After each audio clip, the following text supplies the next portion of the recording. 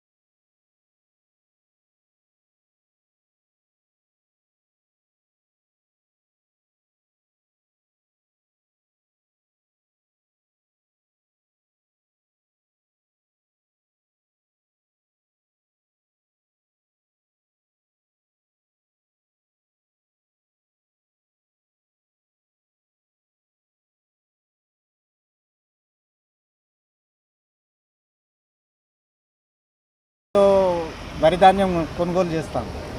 వరి ధాన్యం కొనుగోలు చేసిన దాంట్లో 6,000 క్వింటాల వడ్లు వర్షానికి తడిసినాయని చెప్పి అది గోల్మాల్ చేసి 3,000 క్వింటాలు నష్టం వచ్చిందని చెప్పి వానకు తడిసినాయని చెప్పి చూపించారు.